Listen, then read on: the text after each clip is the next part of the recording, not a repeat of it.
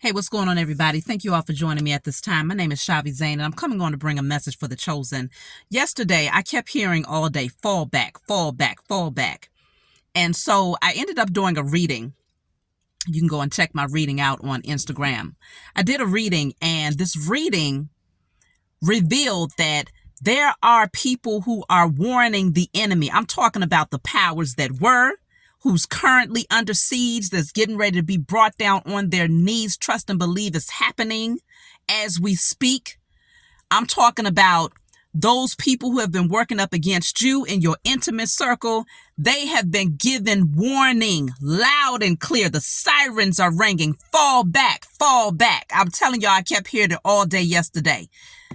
They've been getting warnings, but their ego won't allow them to fall back. They are receiving warnings to the point where something has been shown to them. Literally, judgment has been placed right in front of their faces, and they're trying to warn the others.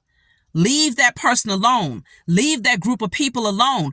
Fall back. Fall back. Okay, man down. They don't want to listen. Their pride won't allow them to take heed of the warning. And so because they're going to push forward with whatever it is they're trying to do against you and against the chosen seed across the four corners of the globe, this is their own demise. It is their own destruction because they received warning. We all have free will. Both the wicked and the good have free will. And so they have now decided on what their fate will be. Because they would not release their grip off of your life and off of that of the chosen across the four corners of the globe, their demise is getting ready to be a highly, highly destructive one. And it's coming very swiftly. It's coming so fast that they can't see it coming. They can't anticipate the type of repercussion that's getting ready to come over their lives in spirit and in flesh. Like, this thing is getting ready to be massive. It's going to be explosive. And I'm telling y'all this from a space of excitement because I've seen it all throughout the cards. The Tower, the Nine of Cups in the reverse, the Five of Swords. I'm talking about weeping and gnashing of teeth. These people, these beings is getting ready to get ugly. They made the decision. We did the declaration, right? We've been talking to the Most High. We've been giving, we've been calling on the highest form of righteous judgment, swift judgment upon the heads of the enemies, that every life that they take, every sacrifice that they make, every lie that they tell, every wicked deed that they perform is now being returned back to them. Okay, each one that they continue to do moving forward is a representation and a creation of their own demise. And so now their time is up, okay? They're getting ready to receive their measure because they would not take heed to the warning. And the great thing is that, see, the Most High Mother and Father are merciful. So merciful that the Most High gave them fair warning by bringing down or doing something. They did something. Whoever that person was that said fall back, there's some people that's giving warning to the enemy saying fall back because they saw something. They experienced something. They received some sort of premonition, some sort of dream. They saw something. They used, the Most High said, go tell your people, fall back. Our angels of war, our ancestors of war, the universal, elemental, and cosmic spirits of war said, I'm going to give you fair warning before you proceed forward to try to mess with the chosen, to prove yourself. I'm trying to give you the opportunity. Somebody came in and warned them that whoever this person was, they was highly emotional.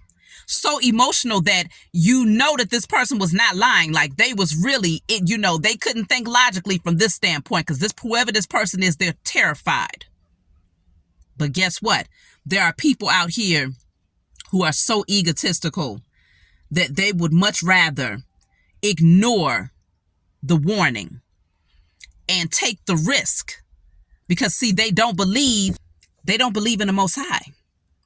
They don't believe that judgment can actually happen to them because they've gone for so long working with these secret societies, the powers that were, these wicked cults and things of that nature, where they had a certain period of time to have their position of power.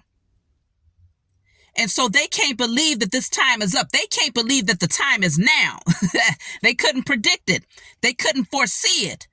They thought that they was well equipped, well prepared. They thought that their witches, their warlocks, their rituals that they was doing against the masses and against those of you in your intimate circle, they thought that it was powerful enough, that the witches and warlocks that they paid, the practitioners that they paid was powerful enough to work against you and the other chosen across the four corners of the globe. But man, they're coming to see that they are in for a very, very, very rude awakening. They're starting to learn that this thing is much greater than them, and that it's time for the scales to balance out. Okay? It's time for the rightful owners of the thrones to take them back. We have been prepared to sit on our thrones because we have raised our vibrations. We have healed. We have stepped back into our royalty. We've come into remembrance of who we are and what we was placed here to do. And so now they have to get out of our seats. Matter of fact, no, we don't even want the seats that they sat their nasty asses in. We want the whole entire thing to be destroyed and torn down so that it can be rebuilt, built back up. And you know how it's going to be built up? If you really believe in biblical text, Revelation speaks on the kingdom, which is here on earth, being built up with crystals, jaspers, emeralds, amethyst, sapphire, gold.